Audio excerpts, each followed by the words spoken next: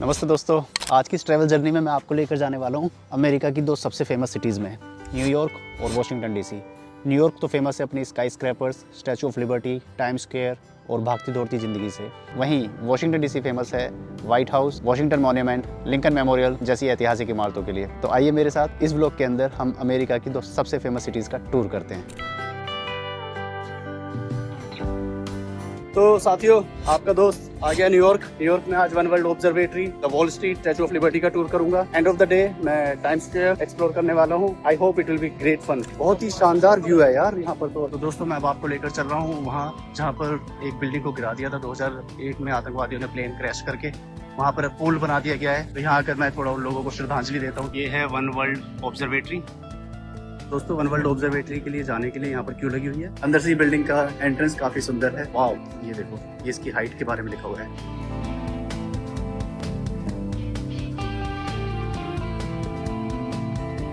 तो दोस्तों, almost 101 floor है इस बिल्डिंग का ये, और यहाँ से नज़ारे बहुत ही सुंदर हैं। बहुत ऊंची ऊंची बिल्डिंग है जो इस बिल्डिंग में आने के बाद वो यहाँ से देखने पर बहुत छोटी छोटी लग रही है। जो हिस्ट्री है वो इसकी, जब हम एलिवेटर से ऊपर आ रहे थे तो इसके अंदर दिखाया जा रहा था, तो मुझे काफी अच्छा लगा। तो दोस्तों, 102 फ्लोर से 1 मिनट से भी कम समय में ये मुझे नीचे पहुंचा देती है लिफ्ट। तो दोस्तों, काफी शानदार एक्सपीरियंस रहा वन वर्ल्ड ऑब्जर्वेटरी में जाकर आने का। और इसके चारों तरफ को जो बिल्डिंग्स है वो भी काफी खूबसूरत है। तो दोस्तों, एक रिकमेंडेशन मुझे मेरे फ्रेंड से मिला था कि यहाँ काठी रोल शॉप है, जो ऑथेंटिक इंडियन काठी रोल्स मिलते हैं वहाँ पर। तो अभी मैं वहीं जा रहा हूँ अपने लंच के लिए। भाई, काठी रोल एंड लस्सीज।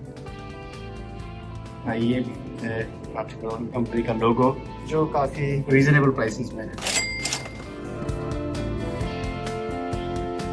तो दोस्तों, यही है वॉल स्ट्रीट। दुनिया का सबसे पावरफुल स्टॉक एक्सचेंज यही है। अगर ये गिरता है तो समझो कि पूरी दुनिया के स्टॉक एक्सचेंज में हलचल होगी। काफी अच्छी लोकेशन है। पीछे मेरे देखो, काफी अंदर एक चर्च भी है यहाँ। भाई, आप लोगों को यकीन नहीं होगा, ये जो मेरे पीछे आप पुल देख रहे हो, इसके साथ फोटो खिंचाने के लिए बहुत लंबी लाइन लगी हुई है। फोटो किसकी खिंच रही है वो देख के आप हैरान हो जाओगे। इसको देखो तो भाई समझ गए, आधी दुनिया तो इसलिए पागल है। ये क्या बकैती है, बॉल्स के साथ फोटो।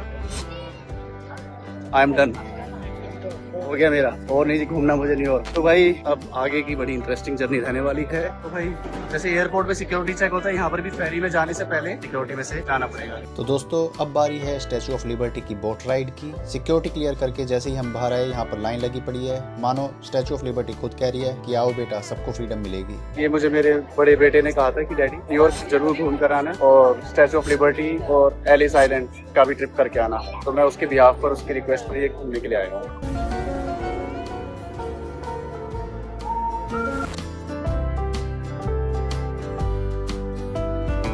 तो गाइस, पहुंच गए स्टैचू ऑफ लिबर्टी। काफी बड़ी स्टैचू है। आई थिंक इसका क्रेज इसीलिए है कि अपने टाइम पर ये दुनिया की सबसे बड़ी स्टैचूज में से एक थी, जो इसके पीछे हिस्ट्री है, जो स्टैचू ऑफ लिबर्टी इसको कहा जाता है। जिस लिबर्टी का ये सिंबल है, उसको लेकर पूरी दुनिया में हमेशा क्रेज था। इसी के लिए सभी लोग यहाँ पर इसे देखने के लिए आते रहे हैं। भाई, ऐसी फेरी में हम आए हैं और इसको देख के ऐसा क्यों लग रहा है कि ये डूब सकती है। ओवर क्राउडेड है, टाइटैनिक ना बन जाए इसका। दोस्तों, यात्रा के अगले पड़ाव में अब हम आए हैं एलिस आइलैंड। तो दोस्तों, एलिस आइलैंड 1892 से 1954 तक अमेरिका का सबसे बड़ा इमिग्रेशन गेटवे था। यहाँ से लगभग 1.25 करोड़ लोग दुनिया भर से अमेरिका के अंदर दाखिल हुए और इसे आइलैंड ऑफ होप या आइलैंड ऑफ टीयर्स भी कहा जाता है, और ये आजकल म्यूजियम के रूप में यूज होता है। तो दोस्तों, स्टैचू ऑफ लिबर्टी से वापस न्यूयॉर्क आते हैं तो ये शहर ऐसा दिखता है कि मानो एक जिंदा सपना हो। कितना खूबसूरत है। तो दोस्तों, ये ब्रुकलिन ब्रिज है। बहुत ही फेमस ब्रिज है ये न्यूयॉर्क का। और मोस्टली जो न्यूयॉर्क आते हैं उनकी कोशिश रहती है कि सनसेट के टाइम पर यहाँ से मैनहट्टन की तरफ वॉक करते हुए जाएं। यहाँ से ये आइकॉनिक बिल्डिंग्स, स्काई स्क्रैपर्स काफी शानदार व्यू देते हैं। तो गाइस, ब्रुकलिन ब्रिज जो फेमस है वो सनसेट की वॉक के लिए फेमस है। लोग वहाँ फोटो के लिए, वीडियोज के लिए रुकते हैं। हम भी रुके थे, मैंने भी बहुत सारी खिंचाई। उसके बाद एम्पायर स्टेट बिल्डिंग के लिए आना था। आई थिंक मैं पहुँच गया हूँ।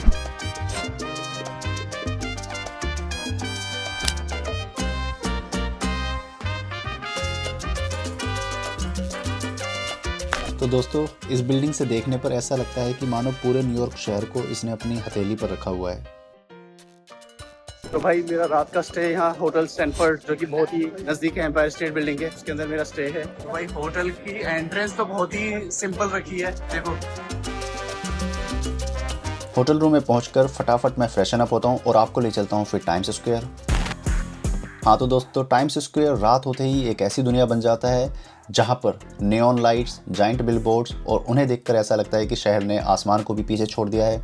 हर एक स्क्रीन पर एक नई कहानी चल रही है और हर एक चमक एक नया सपना दिखा रही है। यहाँ खड़े होकर ऐसा लगता है कि मानो दुनिया की सारी एनर्जी यहीं जमा हो गई है। कोई सोने नहीं वाला है, सिर्फ रोशनी और एक्साइटमेंट साथ साथ दौड़ रहे हैं। ये है न्यूयॉर्क का हार्ट बीट, हमेशा तेज, हमेशा जिंदा। चलो दोस्तों, अब अमेरिका की राजधानी की तरफ चलते हैं और देखते हैं वहाँ की इंपॉर्टेंट बिल्डिंग्स। तो दोस्तों ये यहाँ का कैपिटल बिल्डिंग है, parliament of US, right. Lok Sabha Rajya Sabha सब एक जगह ही है यहाँ पर। गाइस अभी हम यहाँ पर है, जो ये एक डॉट आप देखोगे। अभी प्लान है मेरा और क्षितिज का कि हम व्हाइट हाउस जाएंगे और उसके बाद जो वॉशिंगटन मॉन्यूमेंट है एक बार उसके पास भी जाएंगे। तो दोस्तों अब हम आए हैं व्हाइट हाउस के नजदीक। ये व्हाइट हाउस है। दुनिया भर के मसले यहीं से या तो यहाँ से शुरू होते हैं, यहाँ से खत्म होते हैं। तो भाई ये जो बिल्डिंग है, यहाँ पर यूएस के वाइस प्रेसिडेंट काम करते हैं, ये उनका ऑफिस है। यहाँ पर जो भी अमेरिका की तरफ से लड़ाई लड़ने वाले सैनिक शहीद हुए हैं वर्ल्ड वॉर 1, वर्ल्ड वॉर 2 में, ये उनकी याद में बनाया गया एक मेमोरियल है। और हर टावर के नीचे एक स्टेट का नाम है, जैसे यहाँ पर नेब्रास्का है, ये वेस्ट वर्जीनिया, ओरेगोन। तो दोस्तों अब लिंकन मेमोरियल आए हैं। ये ट्रांसफॉर्मर एक मूवी थी, उसका सीन है, वो यहीं पर शूट हुई थी मूवी की वो सीन।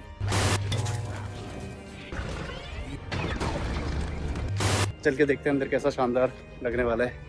और मेरे पीछे वो पीस मॉन्यूमेंट भी नजर आ रहा है। तो लिंकन मेमोरियल सिर्फ एक स्टैचू नहीं बल्कि फ्रीडम और इक्वालिटी का सिंबल है।